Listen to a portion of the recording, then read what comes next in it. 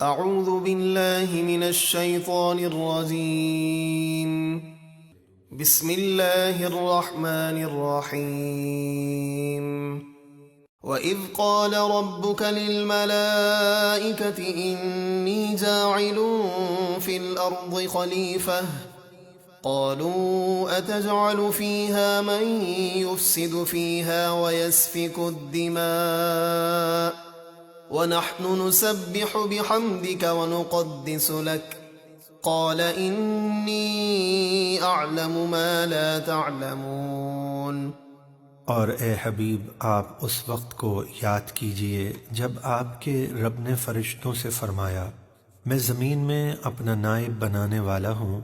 فرشتے بولے کیا زمین میں ایسے کو نائب بنائے گا جو اس میں فساد پھیلائے اور خون ریزیاں کرے؟ حالانکہ ہم تیری حمد کے ساتھ تیری تسبیح بیان کرتے ہیں اور تیری پاکی بیان کرتے ہیں۔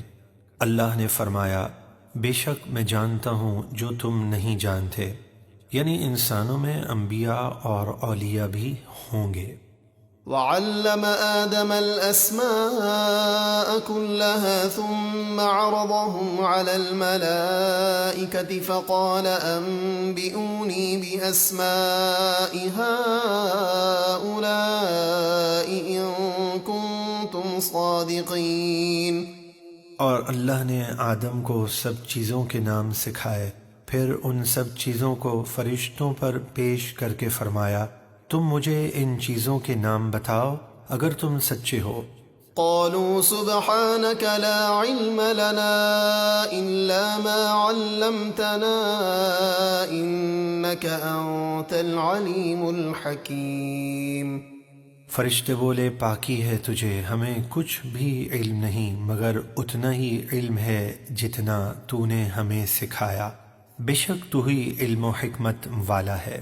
قال يا آدم أنبئهم بأسمائهم فلما أنبأهم بأسمائهم قال ألم أقل لكم إني أعلم غيب السماوات والأرض وأعلم ما تبدون وما كنتم تكتمون۔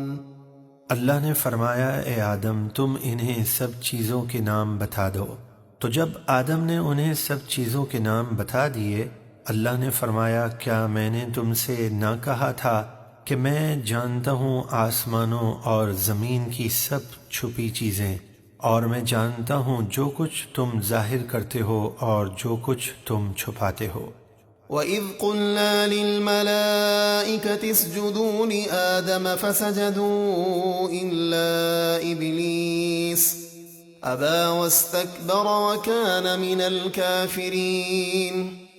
اور جب ہم نے فرشتوں کو حکم دیا کہ آدم کو سجدہ کرو تو سب نے سجدہ کیا سوائے ابلیس کے، اس نے انکار کیا اور تکبر کیا اور کافر ہو گیا۔